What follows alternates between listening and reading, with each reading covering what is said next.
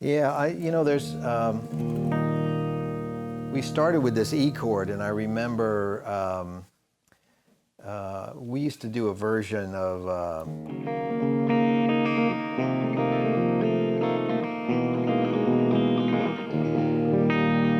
right, the Cream song, I'm So Glad, right? And I'm sure I just played it the way I knew how to play it. To this day, I don't know if Eric uses first finger now and then or something like that. But it was, it's E to D. And how did they get so much music out of I'm so glad, I'm so glad, I'm glad, I'm glad, I'm glad. It was amazing. But when we first started to try to play that song, and at high school dances and stuff like that, we instantly realized that there was this magic that had to be created within the four of us as a group. We were three instrumentalists and a singer. And we knew instantly, once you start playing in front of people, you become aware of the tools that you've got. Not only the instruments and the amps and all that stuff, but the fact that your music, you really come to grips with whether or not it's good or not, because you're getting reaction right away. Mm-hmm. And you have a song that's just got those few chords in it, and it's suddenly you go, wow, there are no other chords to wow the audience. There's no like wah-wah pedal to step on or anything. It's just like playing these two chords really good and communicating with everybody else in the band and creating some sort of magic in the room on that particular night. And this is what got me thinking that I really needed to practice not just memorizing the chord and where the chord could, be played everywhere else on the guitar, although that was important. I had to know what went with the chord. What was not just what you would learn out of, let's say, a music theory book, that if you had these two chords, it would be E mixolydian, because that's certainly not what Eric Clapton sounded like. He just sounded completely free and perfectly timely for the moment, the way that he played. So, but when you have a great reference like that to point you in the direction, you can say, well, okay, I get it. I'm kind of in this major key, but I can play blues on it because I heard Eric Clapton play blues on it. And he's God, so it must be okay for me to just try to emulate that, right? So, but just knowing that could somehow fit over this was a big deal, because it would expand your musical universe. You have to be exposed to, I think, what's acceptable, what is possible in a particular chord progression, and then you have to learn, how far is too far. And of course, when you make that journey from a beginning player to an advanced player, you realize that there are no rules, as I said before, and anything's possible, but you will incur the wrath of the audience at some point when you go too far. There's always someone in the audience who will be going like, he plays really good, but where's all the feedback and all those weird notes? And then the other person next to him is like, I hate when he plays feedback and he plays all those weird notes. Why can't he just stick to the good notes, And so that's your lot as a performing musician, is always, you can't please everybody. So, but you can use the song as a form of exploration for yourself. And in those younger years, in the formative years, you should, I think, explore not only on your own, but, let's say if you play with a band, but also in front of an audience, see what happens when you try different things. And again, that song is so simple because it's just two chords. It's the E chord and the D chord played in first position. What could be easier? But it's a crash course on how magic is, sprinkled generously over those two chords, and how it makes that song something really special, I think.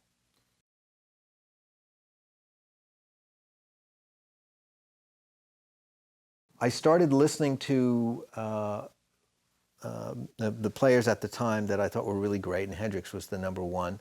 And but that whole group of guys from the mid to late '60s was that perfect mix for me, and I was the perfect age for that. So I'm listening to Jeff Beck and Eric Clapton and Jimmy Page and Johnny Winter and Jimi Hendrix and about 100 other amazing guitar players, and then all of their heroes that were a little bit older, the blues players, and I'd pick out a little thing here and there. Here's the funny thing. So this thing here, right? This whole Albert King position and Chuck Berry, I didn't know this position at all for a good, I don't know, 6 months. But I knew these notes. I started to pick that out. And I can't even remember, or I can't demonstrate to you how clumsy I was with it. But I do know that at some point, I was with a couple of friends, and there was another young guitar player, and I saw him do this. And, you know, the heavens opened up, because I thought, he's not moving his hand, first of all, and he sounds like a combination of all those guitar players. They've all done that. Where did they all, you know, they must have like all traveled to the distant mountain and paid, you know, 20 sacks of gold so they could be given the secret of the position, right? But all of a sudden,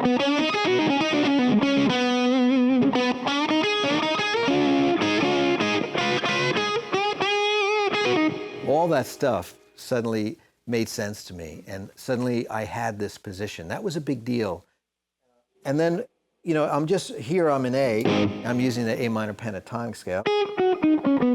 I'm throwing in a sixth now and then and an augmented fourth for a little blues effect. But it started out so innocently, but to have that one position, I must have played that thing just hours and hours every day until my hand would not work anymore, you know? And then I started thinking, well, obviously, this is my anchor node, this is my anchor node, so I can do it wherever. But then, how do I get that same kind of thing in other positions? And I started to realize, well, you can't. It's the relationship between the first three strings that makes this little box so cool. It's just like this one. The relationship between the G and the B string make that kind of cool. All these things happen because of the way that they're tuned against each other. And I thought, well, these two are tuned, the first two, like these two, are tuned in relationship to each other. So when I get here, it's different because the B string is tuned differently in relationship to the G. That, you know, obvious to us, big deal back then. It must have taken months of trying to figure out, how come I can't just go, you know, play that fingering everywhere. Right. It can only be when it's starting here at the root position. Then something else happened, which was, I heard a song that was over this, and I heard, and I thought, well, that's the same lick. These just didn't end on the low note, ended on the one, just one up from there. So I thought, well, there must be a relationship to that. And that's when I started to learn about relative major and relative minor. And I thought, well, this is great because I've already learned the minor bit. All I have to do is change my perception of what number one is. And I've already learned it all over the place. So, you know, that was a big deal. In other words, rocking out in A minor was pretty much rocking out in C major. Right. And it was a big revelation. And I thought, well, that means I can do that with E major and C sharp minor. So yeah, so here's my A. But then here's your C. It has a completely different feel because as you're pulling up that G string up to what was the fifth when you're playing over A is now the major third. So it resolves in a prettier, more happier way, let's say, you know.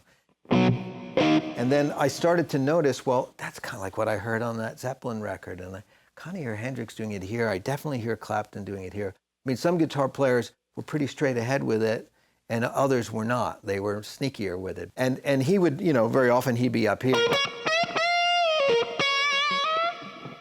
And more economy of notes, you know.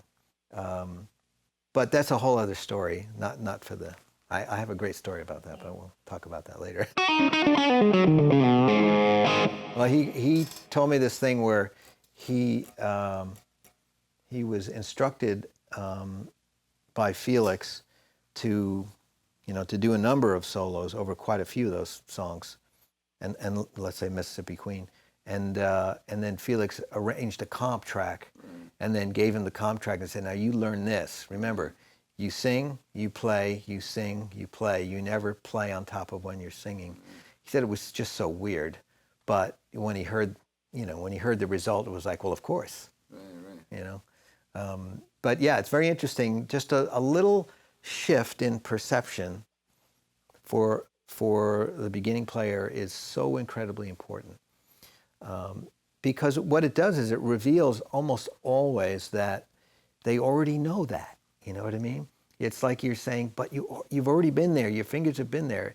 It's just kind of like how you end it or where you started, but you've kind of already been there. So it's mostly familiar. And this, learning how to play is sort of like, building the ultimate Lego, tower or something like that. Every little thing you do in the beginning becomes this great foundation, and you just plug new things in. You don't have to rebuild every time.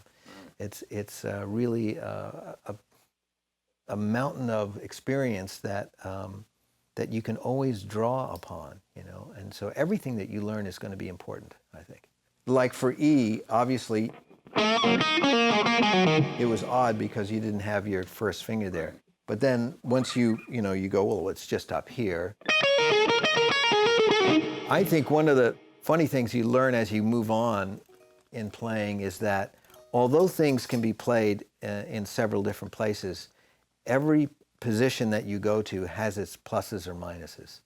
The intonation, the size of the note, the tonal envelope that's available because the strings are tight as they go up, and they're looser down here, and then also because of the structure of the guitar, sometimes when you're way up here and you're playing an SG, it does not feel comfortable. On one of these guitars, it feels great because it goes to 24 frets, But if you're on a Tele, I mean, think about, the solo that Jimmy Page plays on Stairway to Heaven. I mean, that's uncomfortable, right? But he went right to the top, you know what I mean? That's just crazy. But I think that adds to the emotion and the angst of the solo. And of course, when we listen to stuff that's been recorded, we forget that there's punch-ins and there's lots of things going on that helps iron out some of the mechanical difficulties of the guitar. But if you play some of these instruments live on a regular basis, you learn over time, like, don't do that because you'll be out of tune when you finish it and you've still got the rest of the song to play. So sometimes you do figure out it's more conservative if I do it here, but at least I can get to the end of the song without the singer giving me bad looks, you know what I mean? And you'd be like, using an old style whammy bar on the Strat, and you go completely crazy with it and you still have 2.5 minutes of the song left and nobody in the band appreciates you being out of tune. So you figure out other ways to do it. I think that started very early on when because I was playing a Hagstrom 3 guitar and that thing went out of tune all the time. But I started to realize, it was important that if it, even though you learned it here, it may actually sound better here for what you're doing, especially if you're doing something else around here. You're suddenly back in your rhythm territory. If you keep shifting back and forth, it may feel awkward, may sound awkward. It may not have the forward energy. It may be screaming energy. You learn that some positions are better for the middle of the song, or for the end of the song when frenzy is called for. Right. But during the body of a song, it's perhaps better to do it in a low register. So I learned that little box position I told you about, and I just tried to figure it out everywhere, and get experience at doing it. Right. I love doing it, and it's funny. It's a part of all my playing. It's just one of those things that once my fingers learned it, it just became a position and a home base, and it kind of pegs me in a way for when I learned how to play. Like 100 years from now, someone will look back and go, oh yeah, all those guys born during that decade, they all learned how to play this, and they all put their hand there at the start of the solo, you know. Right. We notice, you know, millions of differences in lead guitar players today. About 100, 200 years from now, we'll all be lumped together, you know, as guys who did that all the time. Like, why did they bend strings? They'll be scratching their heads over that one.